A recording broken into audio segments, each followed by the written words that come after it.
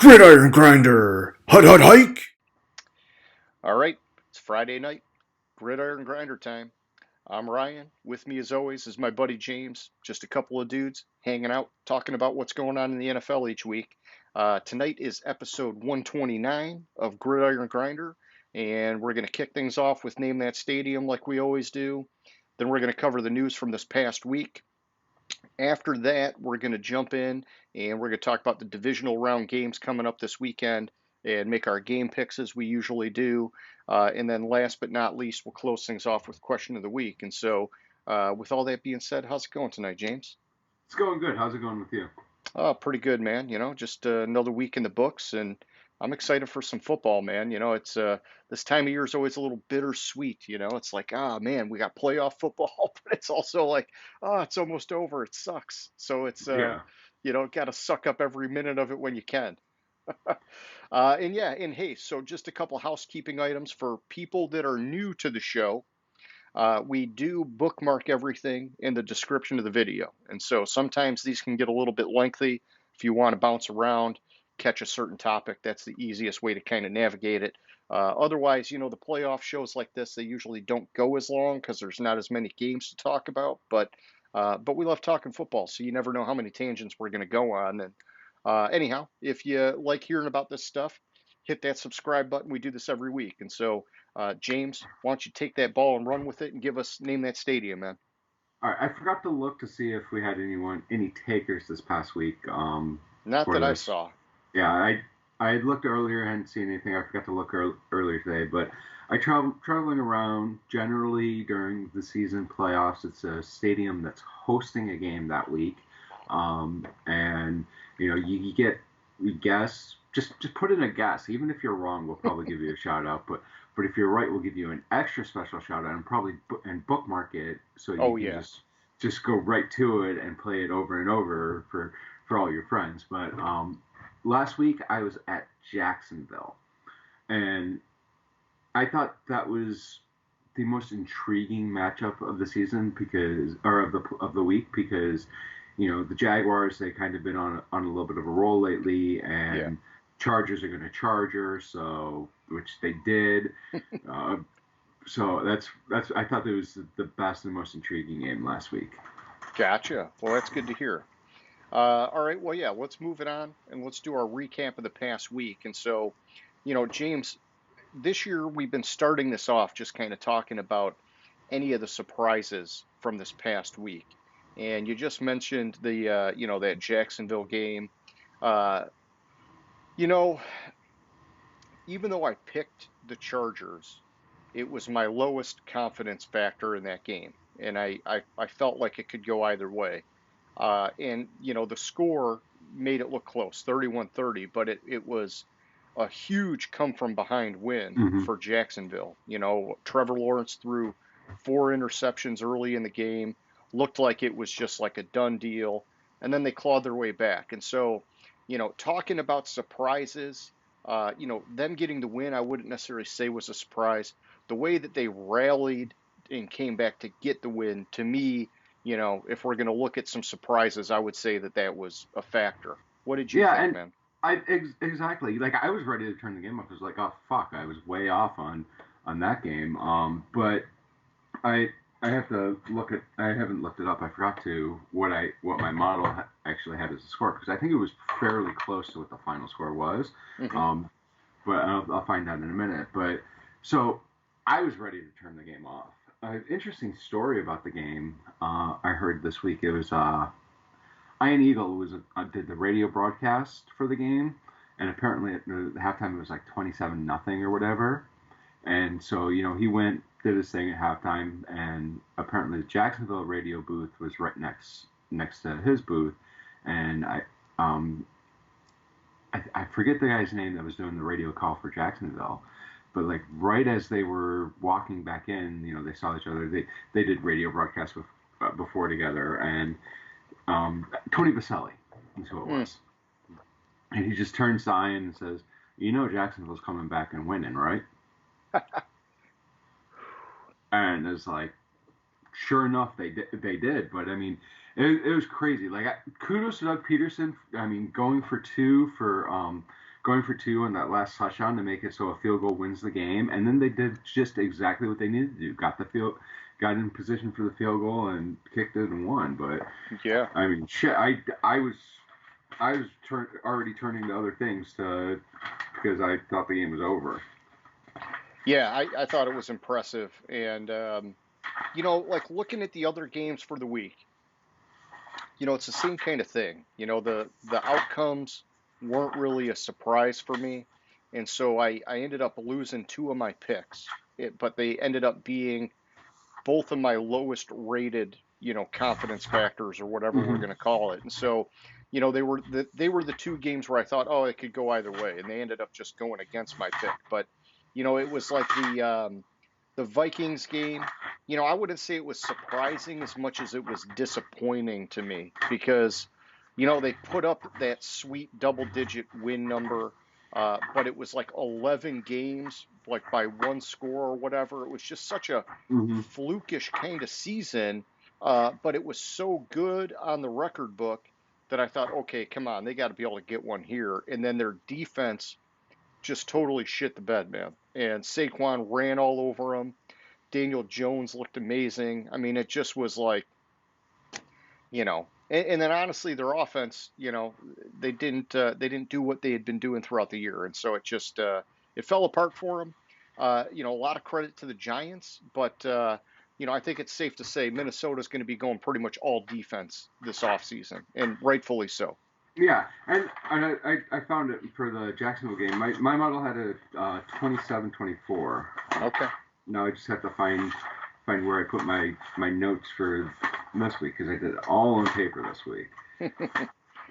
Yeah, I guess I want to see if I had my note for that because I took it out of my model. All right, yeah, so I had Los Angeles winning by one was my model. And so, I mean, I had it super tight and it it ended up being one the other way, but that's all right. That's how they go sometimes. Yeah, it is.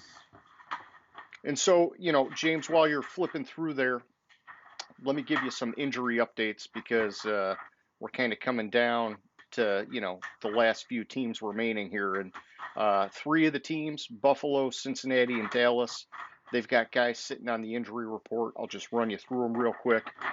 Buffalo has defensive tackle Jordan Phillips questionable with a shoulder injury, and defensive lineman Daquan Jones also questionable with a calf injury. Going down to Cincinnati, their left tackle, Jonah Williams, he's been ruled out with that knee injury.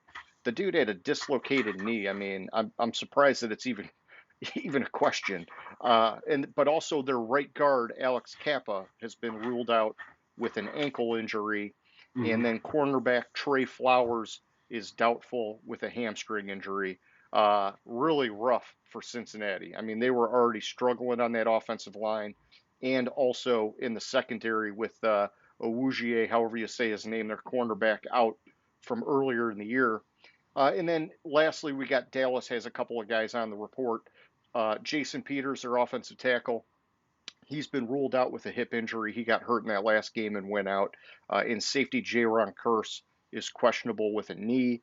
I suspect he'll play from what I've been reading, but now it seems like when players are questionable, I don't know. It's hard. Like in the past, it seemed like everybody was questionable and they played. Now it seems like maybe they're following, some of these kind of like parameters of what it means a little bit tighter. So, but anyhow, it's the playoffs, man. Guys are banged up. You got to find a way to fight through that adversity. And I think Cincinnati has probably the biggest uphill battle because of all the injuries they're dealing with.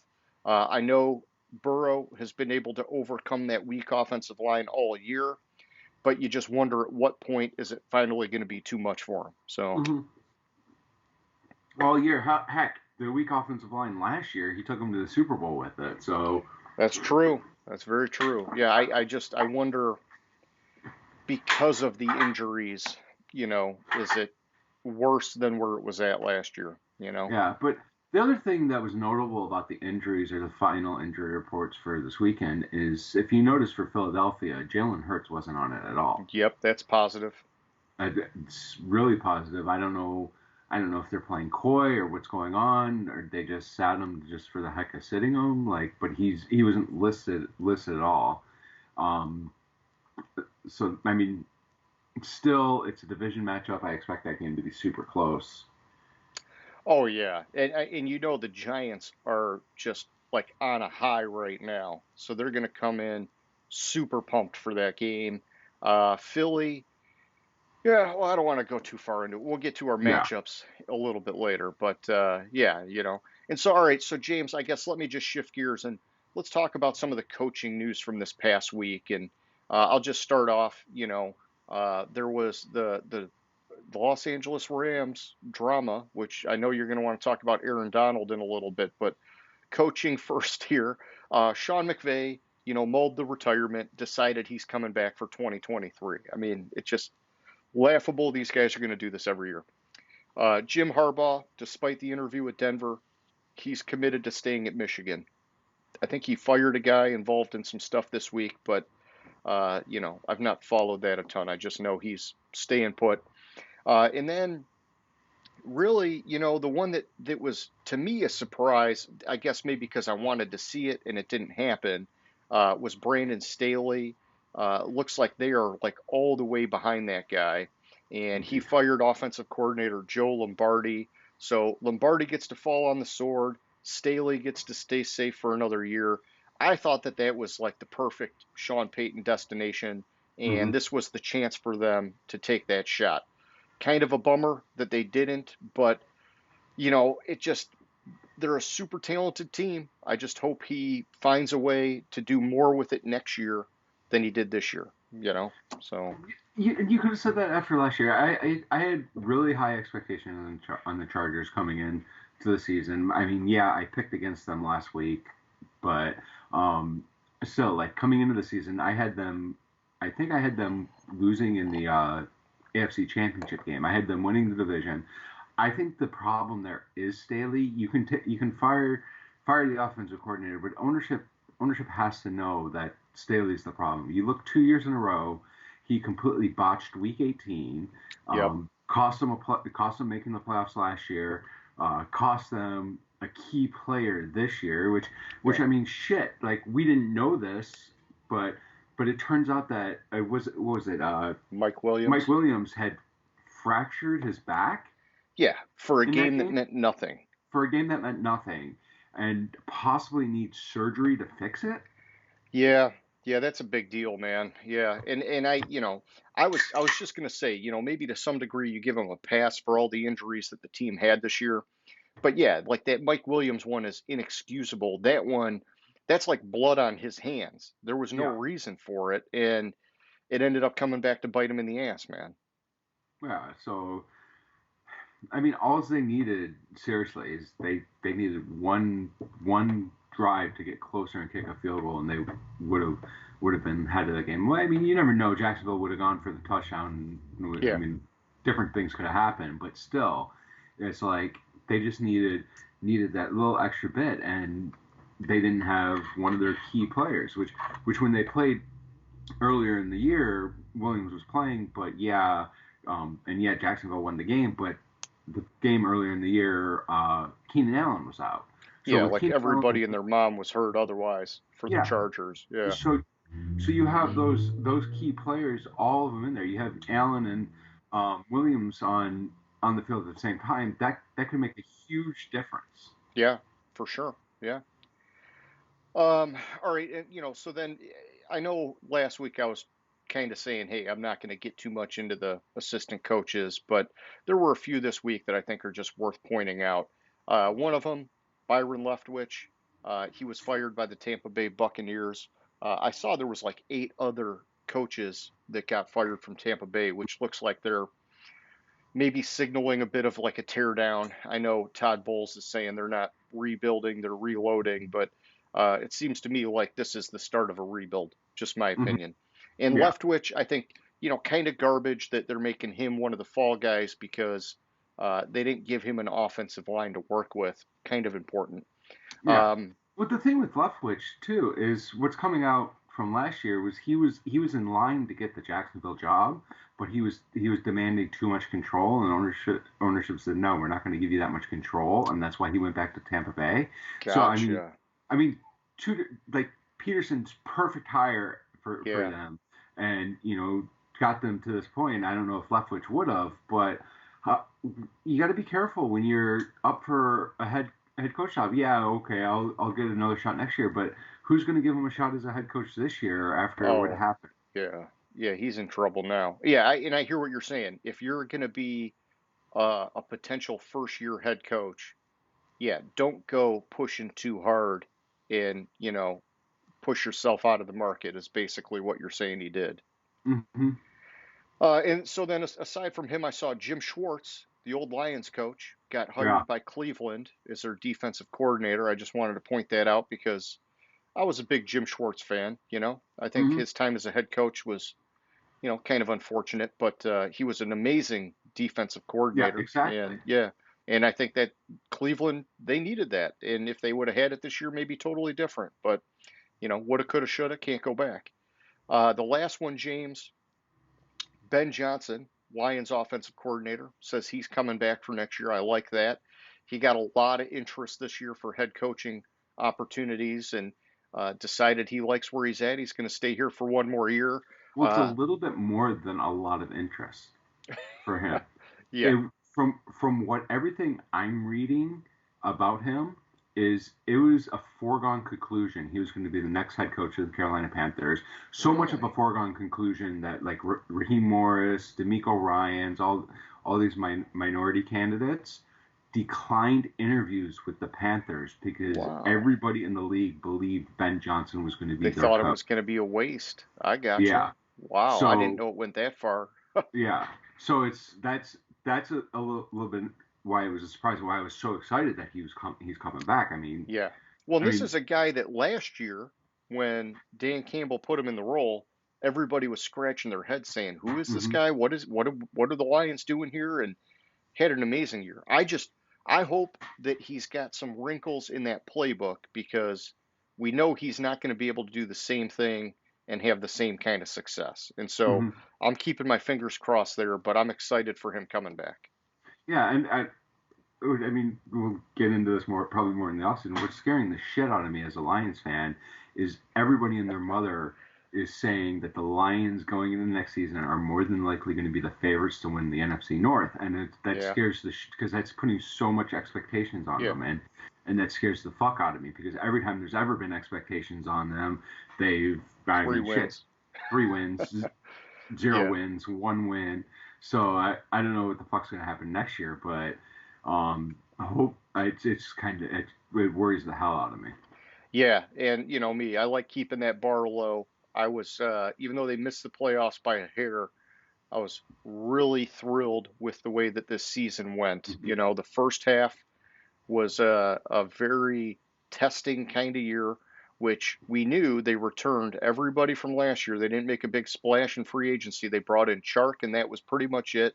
And then it was the draft. And all of those rookies and those players from last year, that second half of the season, we really saw them all start to come together and make tremendous improvement. Hmm. And I mean, it was like Aiden Hutchinson. I was even a little worried about him, and the coaches worked with him earlier in the year and they kept telling him, hey, you got to have more than one trick up your sleeve, man. You got to have more than one move.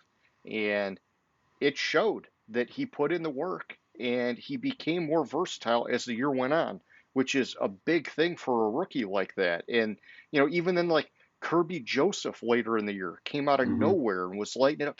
And I was pumped up about his scouting report, but it's like for a later round pick like that, you can't ever expect anything because, especially like historically for the Lions, a lot of times those guys don't even end up making the team. And so it looked good on paper, and I was just glad to see it actually look good on the field too. Took a little bit of time to get going, but it was great when it got there. Yeah, and the other one, the one that really stuck out to me, and I'm trying to think of his name, but he only played 6 games, and You're talking about the James, defensive lineman? no, James Houston. Yeah. Yeah. Isn't I he on the mean, defensive line? He's a linebacker technically, but Oh, I okay. mean, for he had 8 sacks Yep. and Yeah, what do he you was a place? good story. Obviously, Malcolm Rodriguez, like everybody knows, Rodrigo. He was a good one. Yeah, he played like 5 or 6 games, like not Yeah, and it much. was all towards the end of the year, and it was all very productive at the end of the year. Hmm. And then even Alan McNeil, not from this draft class, but a couple years ago, he finally had a really productive year too, which was nice. It's like we need Hmm. to see that, and I think that we still need to go deeper into that defense, keep going after guys, but I like to see that they're developing. And then like John Kaminsky, he was one that not a rookie, but had a very productive blue collar year for a guy Hmm. that nobody knew who the heck he was. And he was playing with that broken hand at one point, and he was putting a lot of pressure. It was good to see, man. Good all around effort as the year went on. Yeah, it was. So I will see what happens going into the next year and what pieces they add because um, I, I hate to be high on them this early, I know. and Yeah, but let's see what it's happens in the draft and free agency, and yeah, yeah, and then we can figure it out as we get closer because you never know. Guys get hurt in the off season too, and it could be, anything can happen. yeah. So. I'm excited about. I'm excitedly optimistic. Let's say Exactly. that. That's a good way of putting it. Yeah. All right. And so, aside from the coaching stuff, James, there were a few other things hitting the news this past week. I mentioned Aaron Donald earlier. Why don't you tell me what was going on with that guy, man? So this is an interesting one. I think, and yeah, it's Twitter, and yeah, it's possibly a ruse just to get some attention. But he updated his Twitter profile to say former Rams D lineman because it says like wherever he went to school, he went to like Pittsburgh, or whatever. Former Pittsburgh D lineman, or where I forget where he went to played in college, and then it says D lineman for the Rams, NFL, whatever, and he changed it briefly to former D lineman for the Rams, Yeah. and then he changed it back, but a lot of people took the screenshots of it, Oh, yeah. Well, this and is it's this is on the heels of Stafford contemplating retirement with the mm-hmm, neck injury, McVay contemplating retirement, and Aaron Donald was contemplating retirement this time last year. And so mm-hmm, it's like, really, here we go again. mm-hmm. And it's the same shit, different year for the fucking Rams. Yeah, Jesus Christ. I know that this year was a lot of it was the offensive line was their Achilles heel, and then they had a lot of injuries down the stretch. But it doesn't help that they've got so many cornerstone guys, including their head coach, with only 1 foot in. Mm-hmm. It's like, come on, man. You guys just won the Super Bowl. You should have been everybody fired up to run it back and be all in. And like it I don't know, it just bothers me. And so Yeah, and I now know. and now they're doing it again for next year. And so it's like, I don't know, man. I would almost rather see these guys retire and get guys in there that are like 100%. We want to win now. We're going to do everything we can instead of, yeah, I don't know. I got to think about it. Yeah, I completely agree. And I'm glad that we're talking about this now because in that same vein, Rogers, we talked about him last week and whether or not he'll be back and the 60 million guaranteed and yada yada yada. The one thing that I thought was great came out this week was that Gronk threw some shade at him, and basically, Rogers was saying he could still win the MVP if he was in the right situation. And Gronk came out and he was like, "Why are you talking about winning an MVP instead of Super Bowls?" And Hmm. I think it just like hit the nail on the head of who Aaron Rodgers is. He cares about him, and that's it. And Yeah, if but which that it was completely different. Now he's talking about the MVP at the beginning of the season. All like the quote that on Sports Talk that I heard from him was basically he said, I have all these personal accomplishments, this, blah blah blah, what I really want is I really want to win another Super Bowl.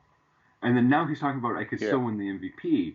yeah. And also he was on the Pat McAfee show, and um, apparently it was like an hour long.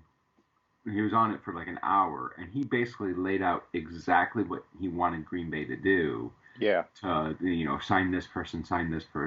These people are key people, and this and that. And it's like, dudes, I I'm so leaning towards he's going to demand a trade. Well, even if it's just a ploy to get them to make the personnel moves that he wants, Hmm. I see it coming. It's going to happen. Yeah, and it's just like And maybe that's why the Jets brought in Hackett, because they're like, hey, we're buying what you're selling. that's why Denver brought in Hackett last year. Yep, yep. Oh man. Oh, Hackett's going to be 0 for 2, but at least not as a head coach this time. So, Yeah, exactly. oh, I don't See, like because that because I like because there was Saleh. there was there was talk after, and my camera froze,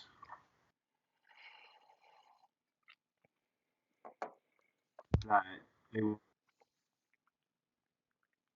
bringing Hackett back, and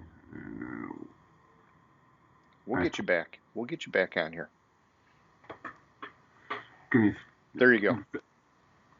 Nope, it froze again. Son of a bitch. Talk, Technology. It's so talk cool that we Green can do this, Bay but it was doesn't always work. Hey, now I can see the stadium. I know where you're at. Now I nice. see your house. So, anyways, Oh no, people know you're not really traveling. Oh oh shit. no. All right, there we The go. I secret's fixed out. it. I don't know. There was talk in Green Bay that they were going to bring Hackett back for offensive coordinator, and I then did see then he that, yeah. then he signed with the Jets, and the Jets did that as a ploy, hoping to get Rodgers, because the quarterback, next year's quarterback's not on the Jets right now. No, no, Although no, they're no. talking a good game about Wilson and blah blah blah, and how blah Yeah. blah blah blah blah, he sucks. They It's drafted him so high, they have to do that at least for one Jamarcus more year. Russell 2.0.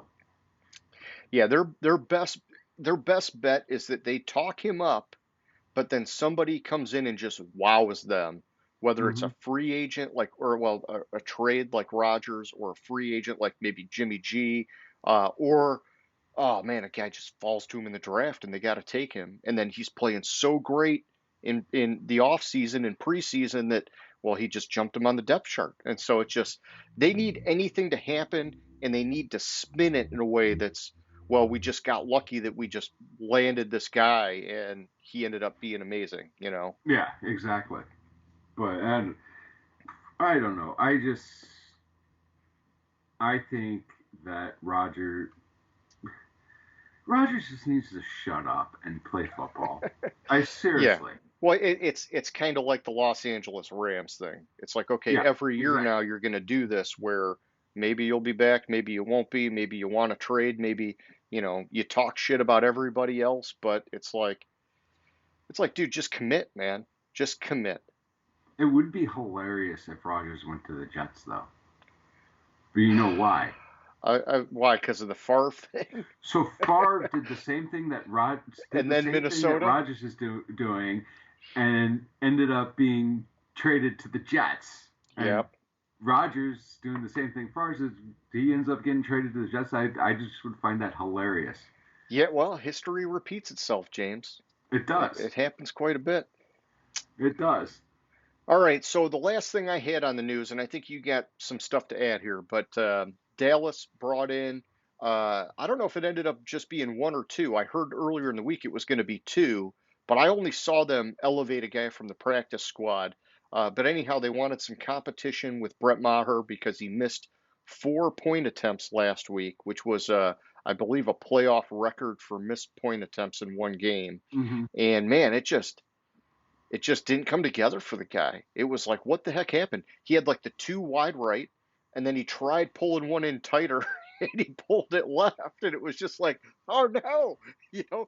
I mean, it was okay because Dallas was in full control of that game, but it just sometimes these kickers, man, once they get inside their own head, it is over. And sometimes it's over not just for like that little period of time. Sometimes it's over for the career. So it Hmm. just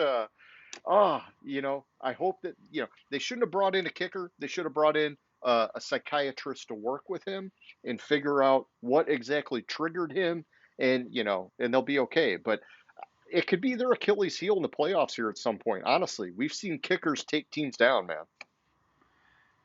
Yeah, so all I saw was that they had signed a kicker to the practice squad. I didn't see that they elevated him from the practice squad.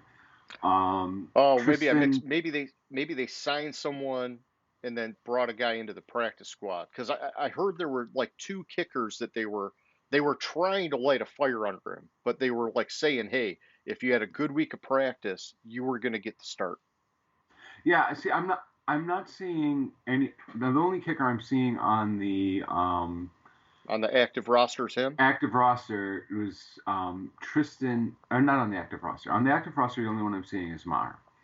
Um, on Let me double check that again. On the transaction list, the only thing I'm seeing is like they put somebody from blah blah blah. Oh, when was the game? 4 days ago. It was Monday, so that was Xavier Rhodes played Monday. So yeah, so they signed Tristan Vizcaino Yeah, to and the he's just practice on the squad. practice squad. Okay. Yeah. That I don't see them elevating him from the practice squad. I'm gonna double check. Well, and that would make sense actually strategically because you don't want to burn one of those active spots on a second kicker. Hmm. You just throw him on your practice squad and say, hey, if Maher has a bad week at practice, we'll elevate you day of the game and we'll drop him down. So, Yeah, and the thing with it, like I joked with you, like the fourth one is like, hey, that's smart of him not wanting to go up 25 points against Brady. oh, yeah, yeah, there you go. Yeah. But Uh, I mean, it was bad. At least the fifth one, I kudos for like yeah they went for it on 4th and 4 because they didn't believe Maher could kick the yeah. field goal and scored a touchdown, and then he got the fifth extra point, which might have put him back into the right. But geez, that was Yeah. painful to watch the parts I saw of it. It was, dude. It was really tough to watch. Those kickers, man. I remember one year it happened with Mason Crosby, and it's just like when you see him melt down like that, it's Hmm. hard to not feel bad for him because you're like, wow, this is literally all this guy does every day at practice, over and over and over again. It should be so robotic. Like, the field goals, you say, okay, maybe a little different because if it's like a Hmm. 50-yarder, come on, or if it's off on a tough angle, okay, but the point attempts, it's like, man, that should be like close to automatic for these guys. Yeah, and to be fair, on the fourth one, there was a little bit of a snafu with the snap a little bit. It was a little bit of a bad snap, so you could blame that for the fourth miss. Okay. Yeah. But yeah, but he missed. It wasn't only the four that he missed in that game. Total, he missed going back to the last week of the regular season. He missed five in a row Jeez. Yeah. because he missed the last one in the last game of the regular season, and then the first four against Tampa Bay. So it was It was five that straight. last one that got in his head and it Hmm. carried through, man. Yeah. Oh, jeez. Yeah. All right. Other news, man. What do you got? The only thing I really have that we missed, well, two things. One, this week the NFL announced the five teams that were going to host games in host international games. They also announced that they're going to have two games in Germany. So the five teams that are hosting games, they're all AFC teams this year, which I found strange. You have Jacksonville, which is their regular Yep. season, one of their home games regularly is at Wembley Stadium in London.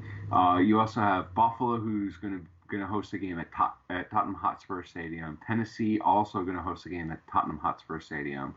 Kansas City is going to host a game in Germany, and the Patriots are going to host a game in Germany. Okay. No Uh, Mexico City this year? there will not be in Mexico City due to renovations taking place at Estadio Azteca. Oh, okay. All right. So that was what officially the official reason is there's renovations taking place. Gotcha. Okay. Well, that's fine. They'll get back in the lineup at some point. Oh, so that's what it is. Okay. When the schedule expanded to um, 18 or 17 games, and you had the ninth potential home game, as part of that expansion, up to four of the teams from the conference whose teams are eligible for a ninth regular season home game are now designated to play at a neutral site international game each year. Okay. So that's why it's all AFC, because next year AFC has the extra home game, because the Jaguars they automatically play a home game in London every year. So the other 3, 4, whatever international games or Europe games they have are going to be probably the home team's going to be one of the teams from the conference that has the extra home game that year. Well, thank you for clarifying that. Apparently, according to the article I read on NFL.com. So if NFL.com has it wrong, there's something fucking I, ridiculously wrong. I'm telling you, man. I'm all about NFL.com, but they were slacking on the transactions this year, Mm-hmm. and that bothered me because I was using them exclusively to update my model every week, and then Oh, finding out that they were missing guys, and it was like, what? Oh, it just drove me nuts, man. But that's okay. Hey, we're all human, and shit happens. So, what else do you have for news, man? the other thing is this week I'm looking for the date that they announced. I don't see it. It must have been today. Um, this morning, FedEx Field and the Washington Commanders. Okay, shortly after 10 a.m. this morning, Washington Commanders fan Chris Bryant placed a bet at a sports book inside an NFL stadium. It's the first bet at a sports book, and it's Washington that has it.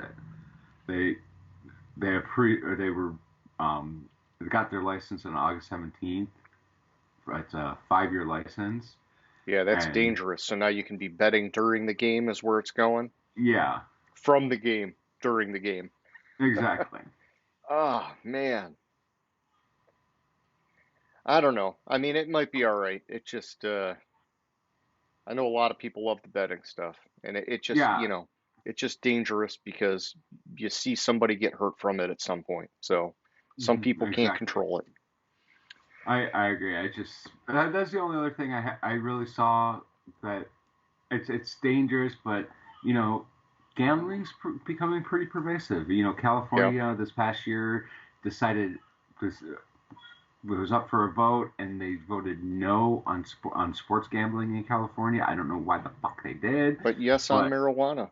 yeah, well, they've been marijuana Yeah. for years. I mean, heck, Colorado just legalized like LSD. Listen, you can Um, get high as hell. Just don't go blowing your money on bets.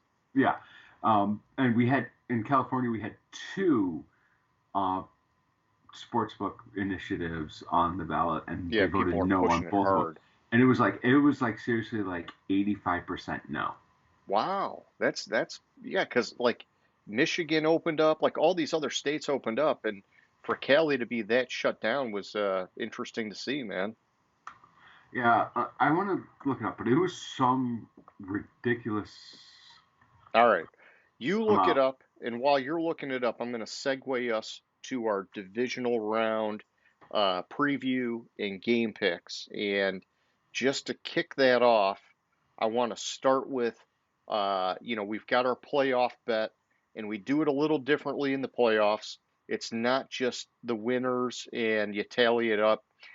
We put a confidence factor to our picks. And so the first week, Super Wild Card weekend, it's 1 through 6 are the confidence factors. And so whichever game you think is going to be like the most likely to win, you'd give it the 6 so you get the most points. Hmm. And so after the first week, we both got 4 of our picks right, but because of the confidence factors, you're sitting at 17 points and I'm sitting at 18 points. And so it's it's neck and neck, but maybe making you a little uncomfortable, James, because you've Yeah, not been here before in the playoffs yeah, against me. I know. So, So the two propositions.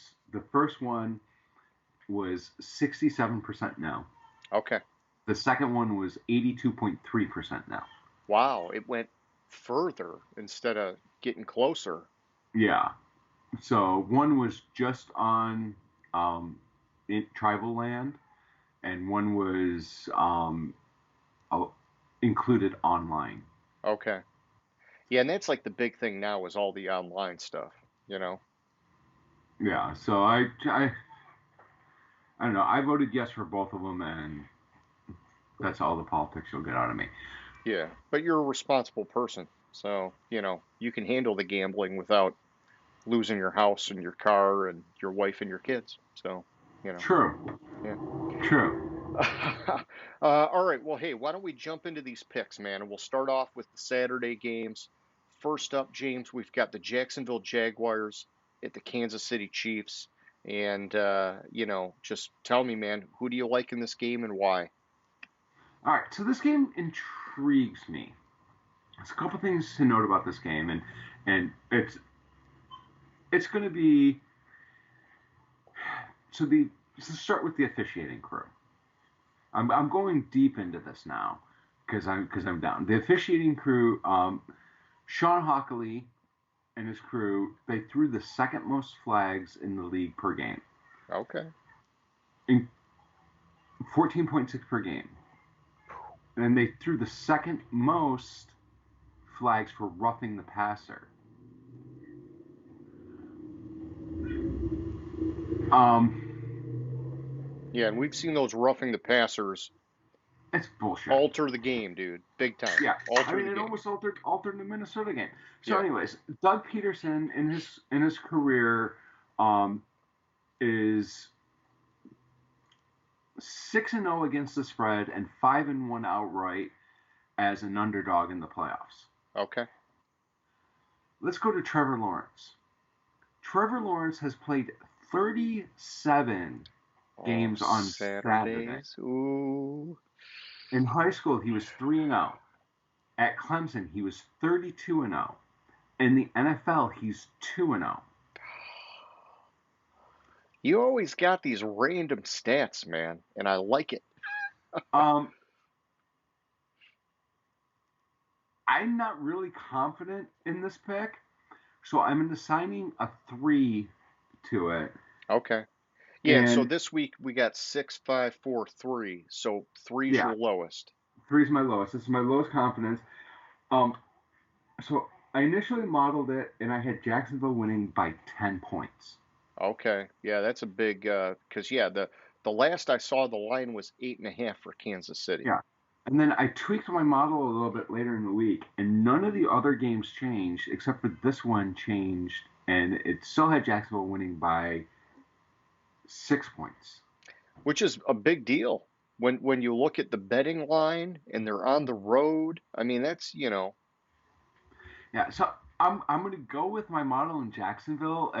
Maybe maybe it's just because I haven't been high on the Chiefs at all this year, Okay. and that's what's screwing my model up. But I'm gonna stick with Jacksonville in my model on it. Okay. All right. Well, here, let me run you through my notes. And, I kind of got it down to a formula last week in terms of my commentary here. And so I'm taking Kansas City.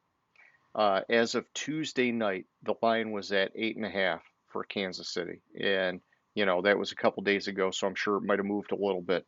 My model has it as Kansas City by 12.5, and that's with the most updated injury, everything I can put in here, which for Kansas City, there are none. But, um, you know, 12.5 is huge. And what I would say is that when I look at my model, I try to be cautious because Jacksonville's one of the teams that has outperformed my model the entire year. So even if I discount it a little bit, I still think that 8.5 betting line is probably pretty good. When I look at I the have it Heat, at 9.5 now. 9.5 Jacksonville. Whew. Kansas City's favored by 9.5. Oh, that's the betting line now. Oh, so it's Yeah, moving more towards Kansas City. Okay. yeah. And so, when I look at the heat map, I see the advantage for Kansas City at quarterback and offensive line. And I also think that they'll be able to expose Jacksonville's defensive backs. And so, I think that if Jacksonville can find a way to keep it close, they got to do it through the running game, which I'll talk about just in a second. But I think that even if they do keep it close, Mahomes is one of the most clutch quarterbacks in the game. I think he'll find a way to pull it off. And so, going beyond that, kind of like I did last week, I pulled up the NFL.com stats. Kansas City was ranked as the number one offense, the number 12 defense. Jacksonville, on the other hand, the number 9 offense and the number 24 defense. That's the part that concerns me for Jacksonville. And I know I said that last week for them too, but um, breaking down their offense a little bit more so you can see how they can kind of fight in this game. Kansas City was the top passing offense, the number 20 rushing offense. Jacksonville was number 10 in passing and number 14 in rushing.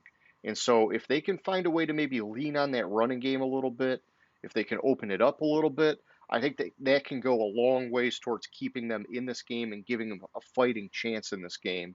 Um, aside from that, I saw they played on November 12th. Kansas City won that game 27-17.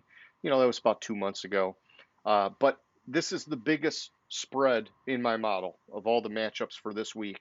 And as much as I love the Jacksonville story, I think it ends here. And so I'm giving it my biggest confidence factor, which is a 6. Next up, we have the New York Giants at the Philadelphia Eagles. Second rematch of a game that happened in the regular season this week. All right, so let's start with. So you started with the line. Let's go to the line. The line on Sure. this game is Philadelphia's favored by 7.5. Interesting note, which I could potentially see happening, is the Giants haven't run a kick or a punt back for a touchdown since 2015. Whew. That's a ways back, man. Yeah. Jalen Hurts and Daniel Jones combined rushing yards in the regular season, 1,468. Yeah, between the man. two of them. Daniel Jones, 708. Hurts, 760. Let's go to the referees. All right, Clete Blakeman is his crew. They threw the 4th most flags in the NFL per game at 14.4. They threw the 5th lowest total flags for offensive holding at 30. Okay. Philadelphia had the 4th most offensive holding calls against them this year at 30 as well. Okay. And the Giants drew the 4th most offensive holding calls during the regular season at 24. So it kind of is a wash. It kind of favors Philadelphia because Philadelphia has called for holding a lot. The Giants benefit from offensive holding a lot, but the referees that are playing this game don't call offensive holding that much. Okay, I gotcha. It's going to be a close game. My model, I think it's going to be close. My model has it as a 13-point win by Philadelphia. But it's one of those division matchups, and if I remember correctly, Philadelphia. You never know. Yeah. Also, Philadelphia win both games against the Giants this year?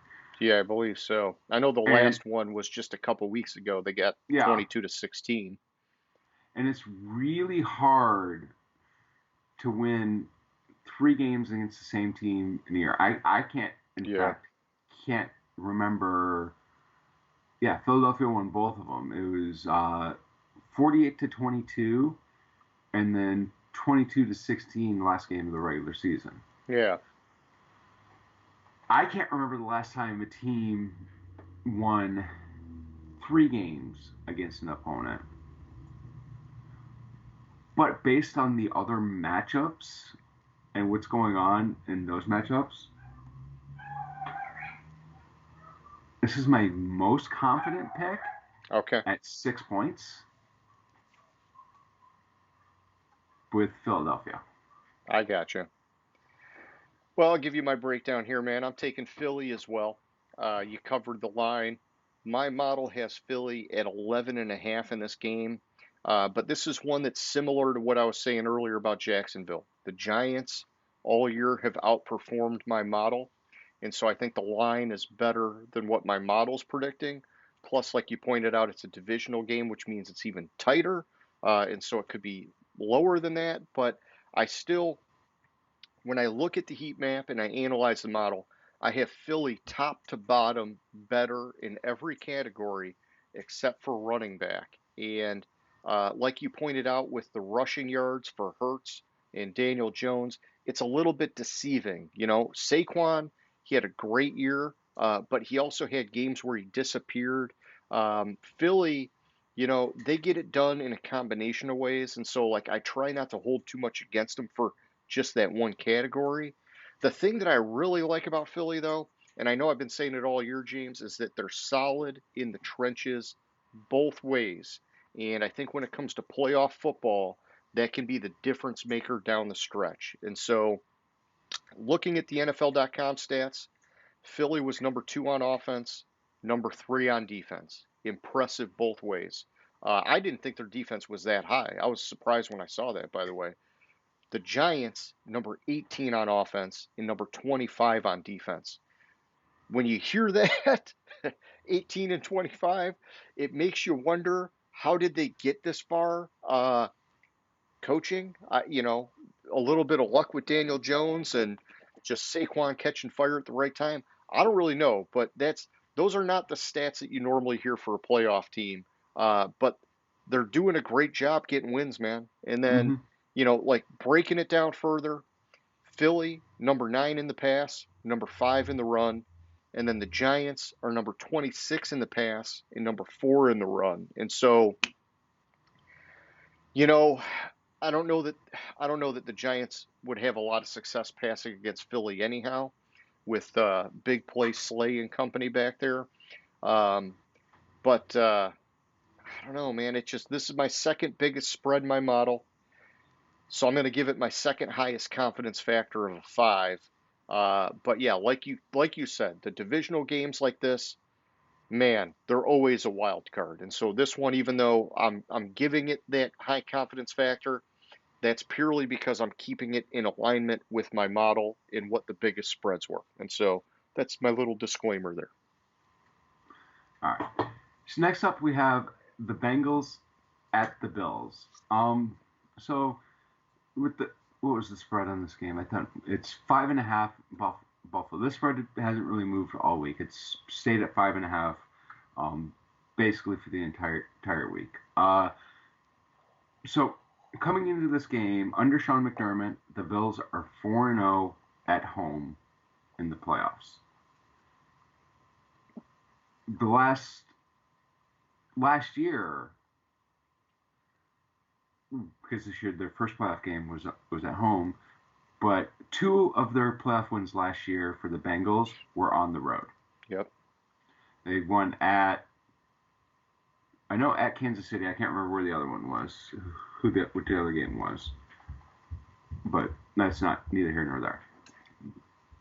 So the Bengals, over the last 5 playoff games, obviously dating back to last year, have forced 11 turnovers. Okay. Josh Allen had 3 turnovers last week. He also Yeah. had the most turnovers during the regular season this year in the NFL at 19. Yeah. He's trying to do too much, man. According to, and I'm gonna cite Elias Sports Bureau. Okay.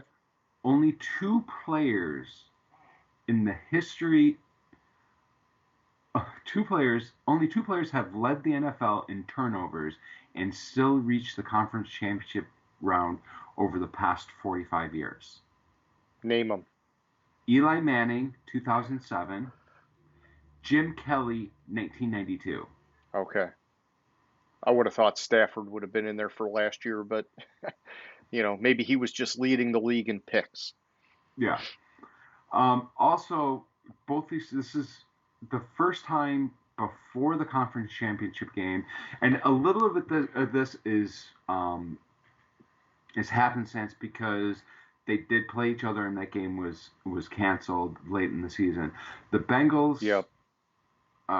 Where is it? It's the Bills are on a 9-game winning streak. The Bengals are on an 8-game winning streak, or vice versa. I can't remember. But it's the first time that where is it? Two teams have been on 8-game or more winning streaks and met in the playoffs. Yeah, that's an interesting stat, man. Okay, here it is. The Bengals are on 9, Bills are on 8, making 7th ever playoff meeting between teams on winning streaks of at least 8 games. And it's the first one before the conference championship game. Okay.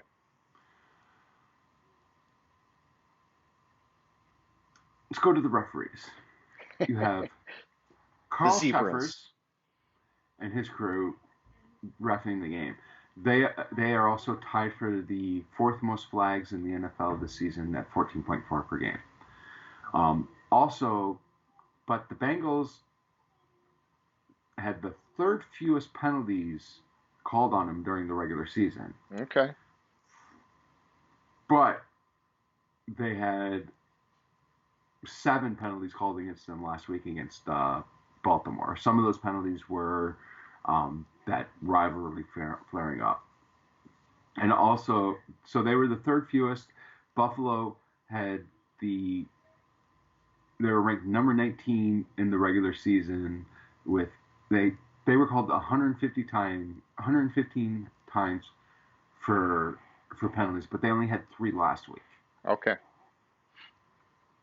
There's just nothing really to glean from that. I just thought that was interesting. I modeled this out. I had Cincinnati winning 23-21. Okay. You got it tight. But once again, your model's going against the line. Yeah. Once again, it's going against the line.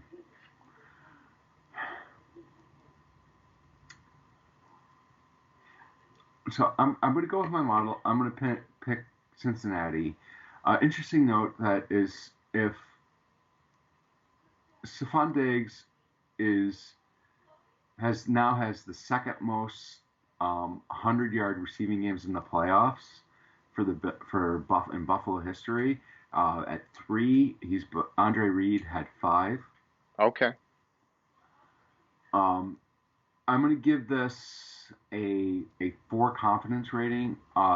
It would have been a 3 except for the Jacksonville game. I would have flipped them if. Yeah, if no, logically that makes sense. Yeah, I get that. So I'm gonna go with Cincinnati. I kind of can't count Burrow out. No, I like what you're doing there, and Burrow, man, he's a fighter, dude. I got a lot of respect for that guy. So for me, hate to be a fuddy-duddy, but I'm going with Buffalo, going with the favor here. My model has Buffalo by 5, so it's like right in line. Yeah. And when I look at the heat map, the big issue I see for Cincinnati is that offensive line going against the Buffalo defensive front 7. And I know Cincinnati's been finding a way to do it all year. I think it's different than last year because they have a number of injuries now, either in the playoffs or leading right up to the playoffs. Whereas last year, I think they had Riley Reef went down like right before the playoffs. But other than that, they had like some consistency, at least with the guys that they were rotating around. I think when you have that volume of change this late in the year, it's dangerous for protecting the quarterback. And Burrow's been good at getting the ball out fast. I just worry about it. And so, um, you know, I guess other than that, looking at the model, Cincinnati is favored at running back, but it's another one of those kind of deceptive ones because Josh Allen is obviously a strong mobile quarterback for Buffalo. And then also with that Cincinnati leaky offensive line, they're not exactly doing Joe Mixon any favors. And so on paper, Mixon looks good. I just don't see them giving him a ton of lanes. I think if anything, it's going to be check it down to Mixon and let him catch it out of the backfield. But beyond all that, James, looking at the NFL.com stats, Buffalo, number 4 on offense, number 1 on defense. Cincinnati, number 15 on offense, number 7 on defense. And I think that continues to be sort of like the unsung story of Cincinnati, which goes back to last year, is that their defense has been way better than anybody expected and anybody's really given them credit for, which I love defensive football. Looking at their offenses a little deeper, Buffalo, number 8 in the pass, number 9 in the run, very balanced. Cincinnati, number 7 in the pass, 29 in the run. And so, that lack of balance, that's where I see potential matchup exposures and things like that. I think because of the way the last game ended with the DeMar Hamlin injury, this could be a little bit of like a wild card kind of uncharted territory sort of game. Nobody knows, like all the emotions and things that are going to be going into this. But it's my third biggest spread in my model, and so I'm going to give it my confidence factor of a 4 for the Buffalo Bills. Next up, we have the Dallas Cowboys at the 49ers. So, this is going to actually be Purdy's toughest test he's faced so far since he took over as starter in Week 14. The Cowboys led the NFL in pressure percentage at 39% and finished second in sacks per drop back at 8.6%. While Purdy, when he's been under pressure, he's thrown 4 touchdowns and no interceptions. Okay. Which is pretty good, but I mean, he hasn't had as much pressure as he's going to have. Yeah, and it's a small sample size. Yeah. Yeah. Going into this game, the spread's San Francisco's favored by 4. So also, this is going to be like a sack fest, and it's going to be a pressure fest. So Micah Parsons and Nick Bosa. All defense is what you're telling me. Yeah. Parsons led all defenders this season with 74 QB pressures, while Bosa was ranked 3rd with 58. Parsons led all edge defenders in pass rush win rate at 30.4%. Bosa was 9th at 21.5%. Bosa led defenses in sacks at 18.5, and Parsons was 7th at 13.5. Okay. So then, to possible game plan from Dallas and where Dallas can win this game is with getting Prescott on the edge on bootlegs and play action. The San Francisco allowed 8.1 yards per attempt on play action and 7.9 yards per attempt on boot plays. Both were ranked 22nd in the league. Why do you think that is? Over pursuing, maybe? I think with play action, I think the defense it's run stop first, and so they're when like QB boots, they're thinking QB run, and they're losing coverage, and they're not staying in coverage. Okay. And they don't have the discipline to stay in coverage, which is concerning. Now, to the officials, Bill Vinovich is his crew's officiating the game. They threw the fewest flags in the NFL, averaging 10.9 per games. Wow, that's such a huge drop from these other guys, man, at 14.5. Yeah, and Dallas committed the NFL's 6th most penalties with 125, and the 49ers committed 120 this year. Okay. Yeah, Dallas with McCarthy has been bad with the penalties, man. Mm-hmm. The interesting thing is, and this is where it's concerning for these quarterbacks is Vinovich threw the second fewest flags for roughing the passer this year. Okay. He only threw 4 of them. Yeah, and this is going to be a game where there's going to be a lot of pressure on the quarterback. Mm-hmm. So he's likely to let it play out. Yeah. And he's likely to let it play out. He's likely to allow those QB hits, which is concerning. Interesting stat I had heard or I had read was it's not very often, and I didn't write it down. Like I seen it earlier in the week, and I wanted to go back to it, and I couldn't find it.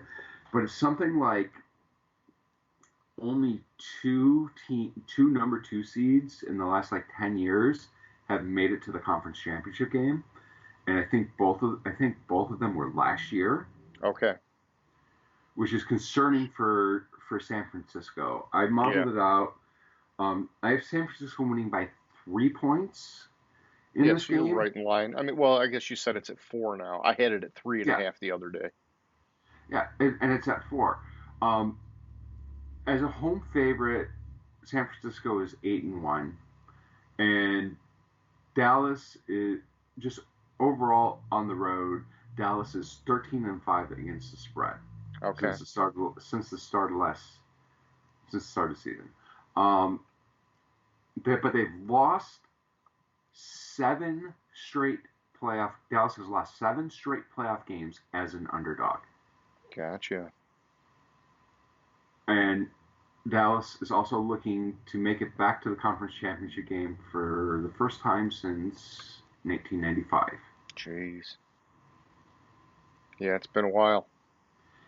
And if I remember correctly, their last road playoff game as win as an underdog was against the Detroit Lions in 1992. Oh, shit. Or something like that. Some ridiculous thing like that. Okay. But it's been a while, to say the least. If I remember the stat I read correctly. But I'm with San Francisco in this game, and I'm giving it a 5, and it's only because it's a little closer than my Philly game. Sure. Okay. Well, so for me, James, I'm going with Dallas, and it pains me to say that because I'm a huge 49ers fan. My model somehow has Dallas by 0.36 points.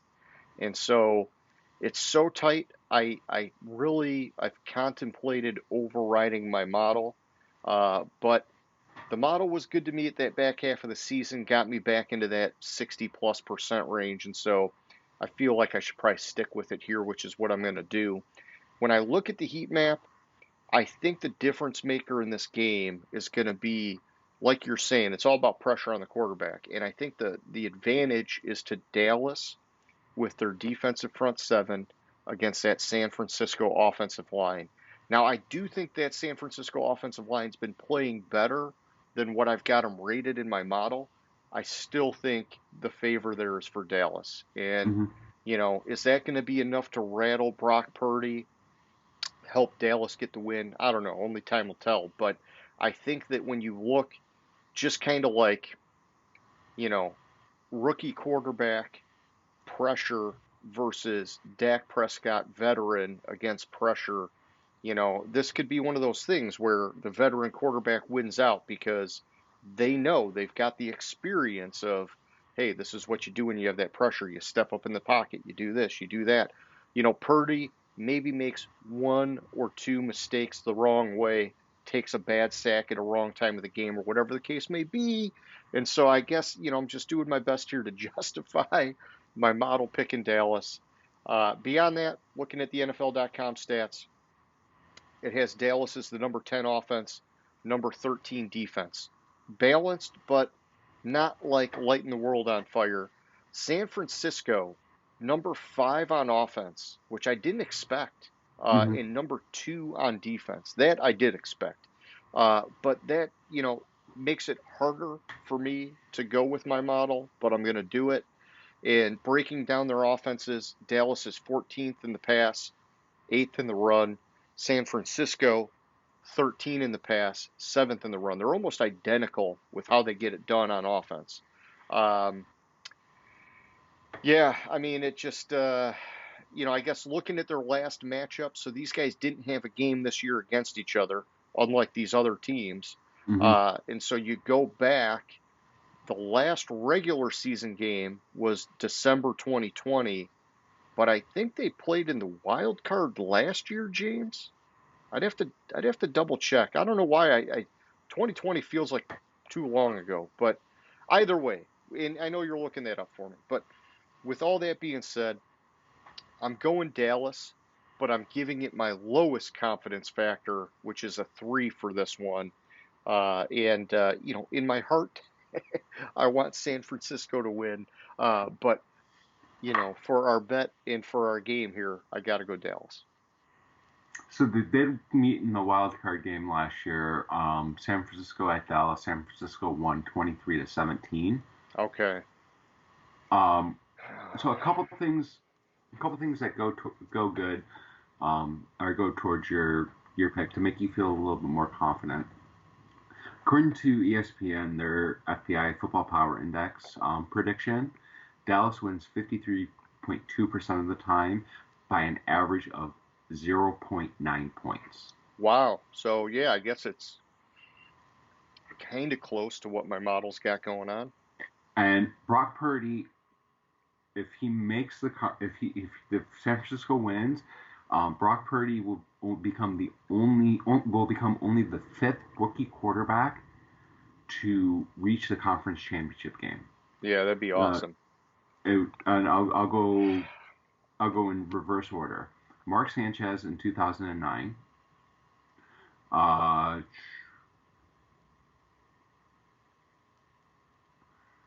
He beat Cincinnati Bengals, San Diego Chargers, and they made the AFC Championship game.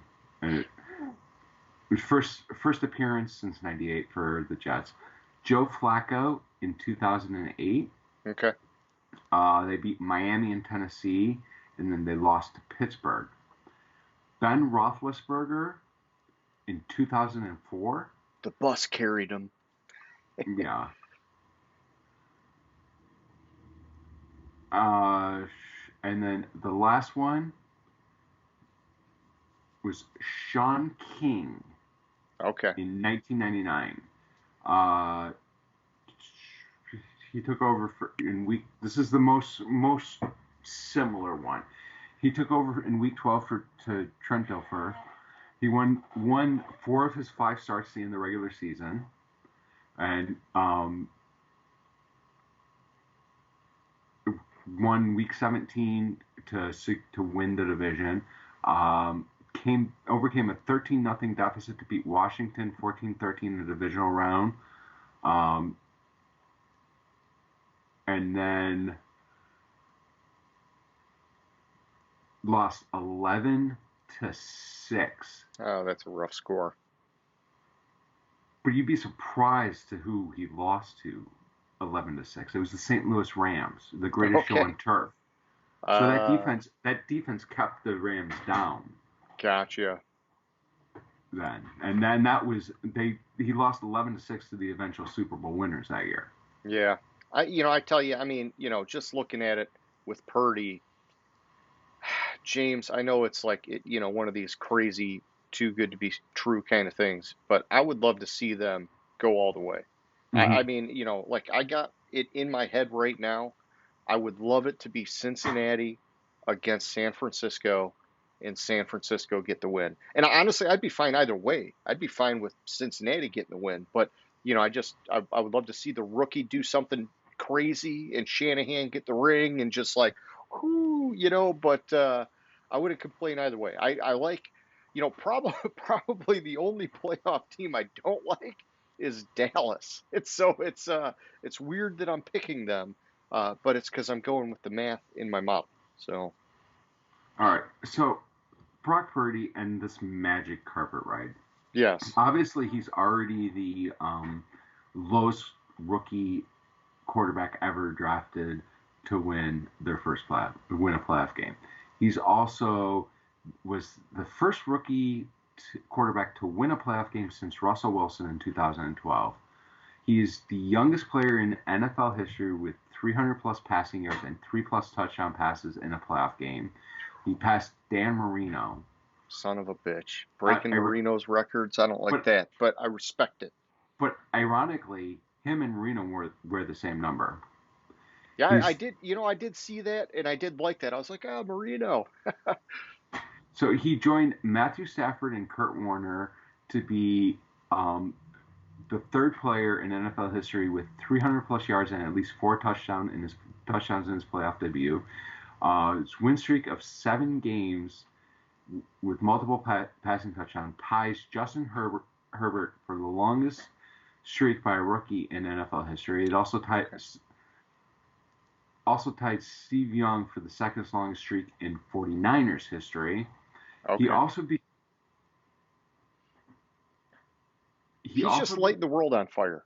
He also became the first player taken with the final pick in the NFL draft in the Common Era to record a postseason touchdown of any kind.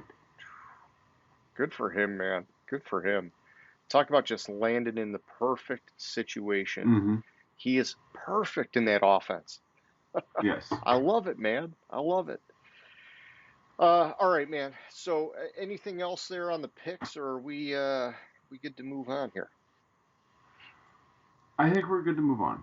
Okay. Well, let's get to the question of the week, James. And last week we talked about the future of Aaron Rodgers with all of his, wimping and, pouting on his way off the field after losing to the Lions and blah, blah, blah, blah, blah.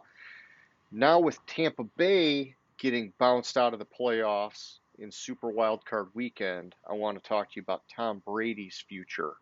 He's a free agent. What I'm going to ask, and I'm going to try to choose my words like properly here, or, whatever. It's instead of will he return, I'm asking should he return for next year and why? And, I'll just start by saying that, everything I'm hearing is that Tampa Bay doesn't want him back, is that he's going somewhere else. But there were so many rumors this year about him getting divorced because he wanted to play. And, I don't know how much of that's true because we don't get to see behind closed doors and all this. But if some of that's true, I gotta believe he wants to keep playing. It wasn't just a 1-year thing. He had a couple years left in his head. If you would do something that drastic to your family. But I think whether he should return is conditional. I think that if he comes back, he needs to go somewhere where he's going to have that solid offensive line. We saw it this year under pressure. He looked average at best. And then even sometimes he wasn't even under pressure and he just looked regular. He was not making typical Tom Brady throws. And so, at the end of the year, his passing stats were ultimately pretty good. But that's largely because of the volume that he threw over the course of the year. I think he had a personal record for attempts and completions or something like that, but that's volume. That's not that you were making clutch throws and pinpoint precision and this and that. It's just that you threw the ball all the fucking time because they had to. And so I think that if there's a perfect situation, quote unquote, yeah, come back for another year. Otherwise, I don't know, man. I mean, what does he have left to prove? It just seems like it's only going to get worse for him. And, I hate to see a guy go out in a bad way. And if he's not smart about the next landing spot, it could be one of those sad endings, and I don't want to see that for him. But I'm also not, when I look at the teams out there that need quarterbacks, I'm struggling to find one that has that perfect scenario for him.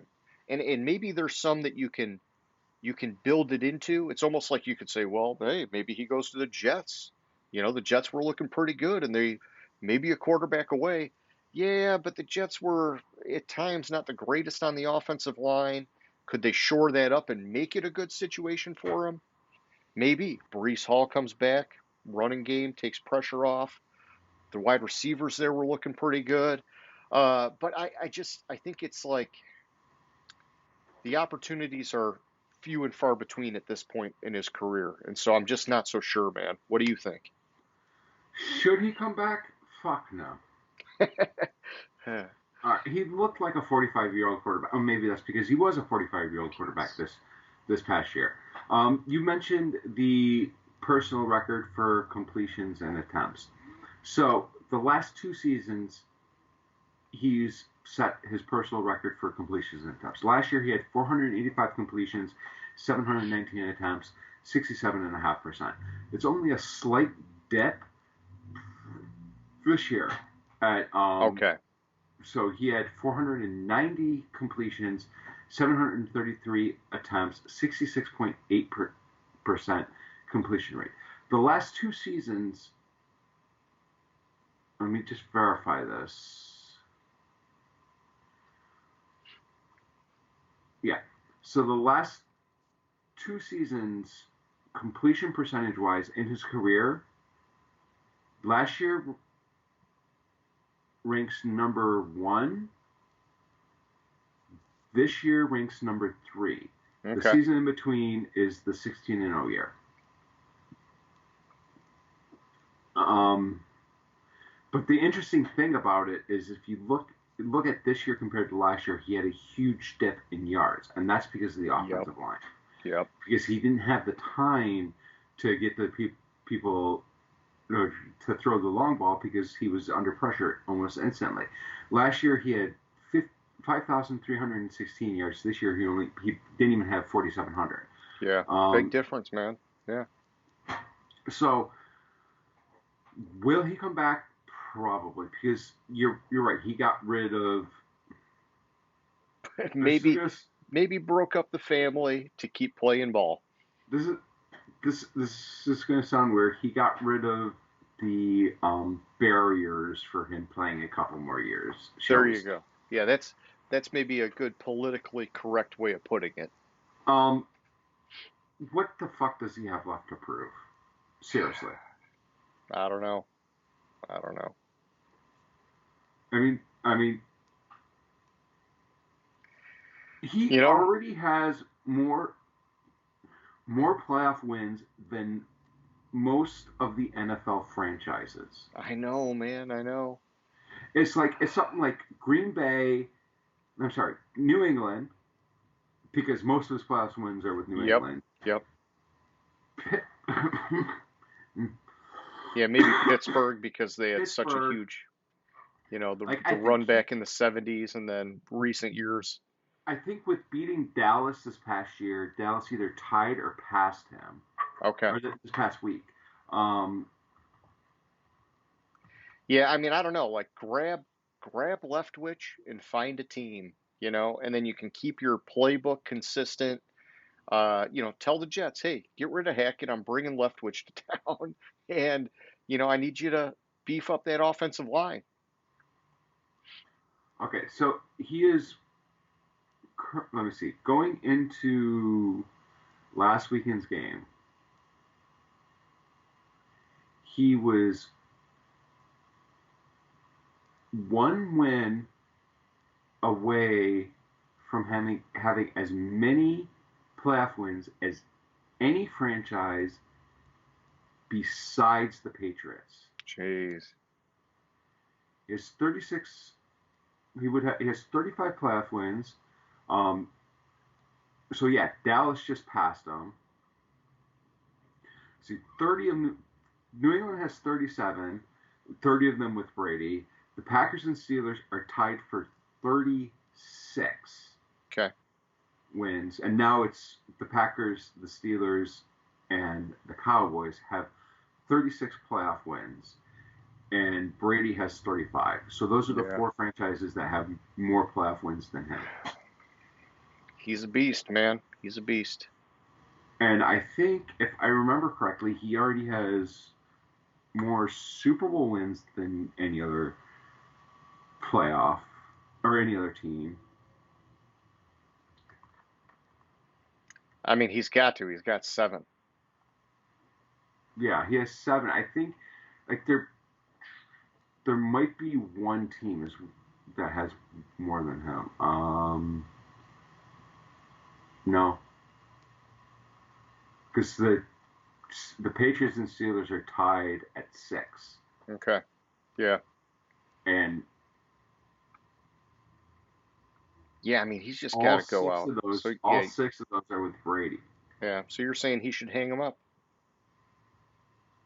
Yeah, like what the fuck else does he have to prove? Like he's obviously declining. Go out while you're still relevant and you can still actually play. Yeah, and it was a down year, but they still made the playoffs, and so I don't know, but I would just hate to see it be a disaster. He was under 500 and they made the playoffs. It's like, oh, dude, like if Brady was on a squad that won like 5 games or something, it would be like, oh, Mm-hmm. no, that's why you don't do that, So, And here's a little trivia question since I happen to pull this up. sure, yeah. Can you name? First of all, how many teams have not played in the Super Bowl? Oh, I don't know. I mean, the Lions haven't won one. I don't think they've played in one. Um, I don't know. Like other than them, I can't. I'd have to look at the list of teams and throw some darts. 4 teams. 2 of the teams haven't been in existence for that long. Okay. It's Houston and Jacksonville haven't played Yeah, the Super makes Bowl. sense. Yep. The other 2 teams, and in fact, the other 2 teams won multiple championships prior to the Super Bowl, Yeah. and that's so Jacksonville came into the league in '95. Their furthest in the playoffs is the championship game.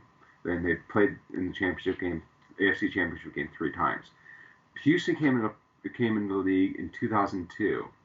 Their furthest they made in the playoffs is the divisional round. Okay. They are the only NFL team to never reach the conference championship. Gotcha.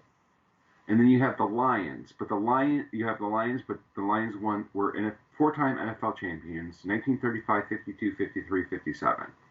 They appeared in the 54 championship game and the 91 NFC championship game.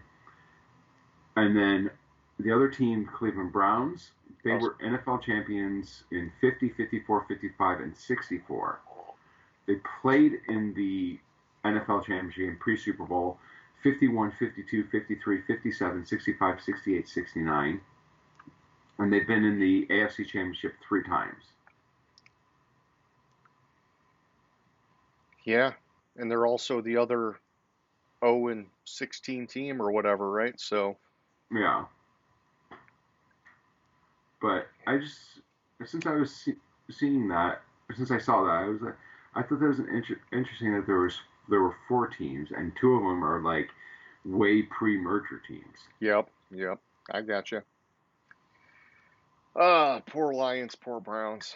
You know, I mean, I think it's, maybe trending in the right direction for the Lions, hypothetically, with the Browns, with Watson, if he gets back to form. But this year was a disaster for them. But it's all good, man. So, I guess, getting back to the show here and the wrap up for question of the week.